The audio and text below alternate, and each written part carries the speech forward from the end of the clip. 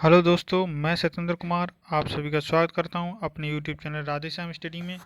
और हम दोस्तों पढ़ रहे थे हिंदी और हिंदी में देख रहे थे हम वर्णमाला। तो आगे बढ़ते हैं दोस्तों, देखते हैं वर्ण विच्छेद और वर्ण विन्यास क्या होती हैं। वर्ण विच्छेद और वर्ण विन्यास क्या होता है। वर्णों को जो अलग अलग करना ही, वर्णों का अलग अलग करना ही वर्ण विच्छेद कहलाता है या वर्ण विन्यास कहलाता है। जैसे क्षत्रिय शब्द है, मैंने लिया क्षत्रिय शब्द। अब क्षत्रिय वाला छा जो होता है वो दो वर्णों के योग से बनता है। कौन कौन से वर्ण मिलते हैं उसमें? आदा का और शा। और देखा मैंने इसको, छा को तोड़ लिया, इसमें जो शा के अंदर जो आ था, शाम छा में तीन वर्ण निकले इसमें। ऐसे ही त्रा को तोड़ लिया, ऐसे ही या को भी तोड़ लिया। यहाँ पे दोस्तों या जो होगा वो आधा होगा, यहाँ या के नीचे हलंत होगा। ठीक है दोस्तों, लगा लेना, मुझसे छूट गया था ये। आगे देखते हैं हम।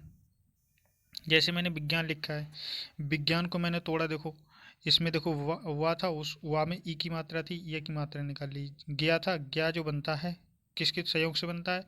जा और यहाँ के संयोग से बनता है। इसमें से देखो मैंने बड़ा आता है ज्ञान, विज्ञान डंडा था उस पर, देखो उसका बड़े आ का डंडा निकाल लिया और ना में से आ निकाल लिया।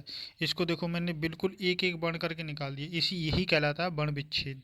जैसे प्रकृति है, प्रकृति को ही मैंने बिल्कुल एक एक करके तोड़ दिया, निकाल दिया। तो ये है क्या है, ये इसे कहेंगे वर्ण विच्छेद। आगे देखते हैं वर्ण संयोग। वर्ण संयोग क्या होता है? जैसे का है, का पे आ का डंडा लग गया, बड़े आ का डंडा लगता है। और माँ है, माँ में जो है छोटा आ छुपा रहता है। देखो माँ पे भी हलंत लगना छूट गया दोस्तों, माँ पे हलंत लगेगा, एक आधा माँ हो जाएगा ये।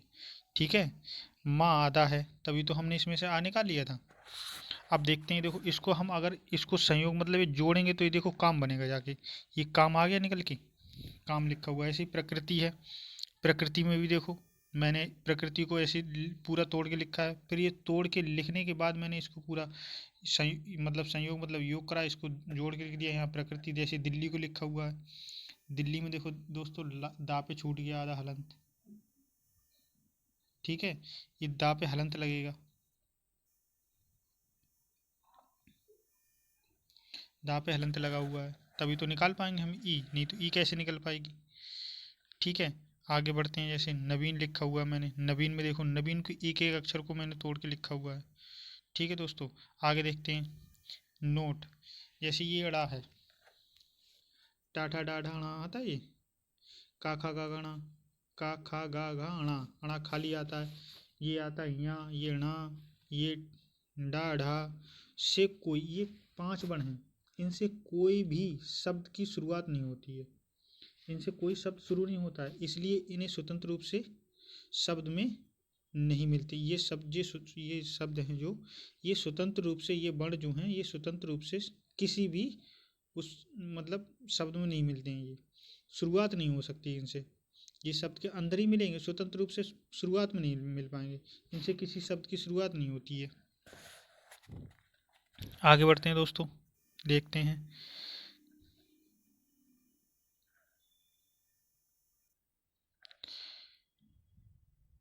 हिंदी वर्णमाला में वर्णों का क्रम। क्या देख रहे हैं हम? हिंदी वर्णमाला में वर्णों का क्रम। सबसे पहले आते हैं दोस्तों स्वर, फिर आते हैं स्पर्श व्यंजन। कितने होते हैं? 25 होते हैं। अंतःस्थ व्यंजन 4 होते हैं। ऊष्म व्यंजन कितने होते हैं? 4 होते हैं। संयुक्त व्यंजन भी 4 होते हैं। ये दोस्तों जैसे हमारा इंग्लिश इंग्लिश में होते हैं, जो इंग्लिश में वर्णमाला होती है हमारी, उसमें जैसे स्वर मतलब शब्द लिखे होते हैं, अक्षर लिखे होते हैं, वैसे ये हिंदी में भी होते हैं। जैसे अगर हम डिक्शनरी में देखना चाहें तो उस हिसाब से देख लेते हैं, अंग्रेजी की वर्णमाला के हिसाब से। ऐसे ही हिंदी की वर्णमाला में ये ऐसा होता है। हिंदी की वर्णमाला में अगर आपको कोई अक्षर ढूंढना है तो इसी हिसाब से चलोगे आप। देखते हैं, जैसे मैंने लिखा हुआ है, वर्णों व शब्दों का हिंदी शब्दकोश के अनुसार सही क्रम लिखो। जैसे मैंने लिखा हुआ है, ये है कमल है, कलम है, सड़क है या कण है। तो इसमें देखो सबसे पहले वर्ण कौन सा आएगा, शब्द कौन सा आएगा। देखो सबसे पहले वर्ण आया आता है, पहले देखो का है, खा है, सा है, का है। अब देखो दोस्त, इसमें क्या है, सबसे पहले तो स्वर आते हैं पहले हमारे। स्वर तो इसमें किसी में है नहीं पहले। ठीक है, सबसे पहले का आता है, फिर का। तो देखो इसमें भी का है, और ये इनमें पहले में भी का है, दूसरे में भी का है, और चौथे में भी का है, तीसरे में क्या है, सा है। तो इसको लास्ट में ही आएगा, ये सीधी सीधी बात हो गई। अब देखो सबसे पहले क्या आता है, का के बाद क्या आता है, माँ आता है, यणा आता है, इससे पहले रा आता है। ये रा किस में पहुंच जाता है, अंतःस्थ व्यंजन में पहुंच जाता है, तो ये भी हट गया। सबसे पहले कौन पहुंच गया हमारा, ये फर्स्ट नंबर का पहुंच गया, क्योंकि कमल। का के बाद लास्ट वाला जो अंतिम अक्षर होता है उसका स्पर्श व्यंजन का, वो पहुंच गया, माँ में आता है। फिर देखिए हमने ये ये कर्ण लिखा, इसमें रा आ गया, या रा ला, या रा ला, ला उसके बाद आता है। तो दूसरे नंबर, चौथे नंबर, दूसरे नंबर पर कौन सा आ गया, चौथा नंबर दूसरे नंबर पर आ गया। फिर आ जाएगा कमल, ला आ जाता है दूसरे नंबर, तीसरे नंबर पर दूसरे नंबर वाला आ जाएगा। चौथे नंबर पर ये आएगा तीसरे नंबर वाला, ये सड़क। ठीक है दोस्तों, ऐसे ही देखते हैं हम आगे वाला।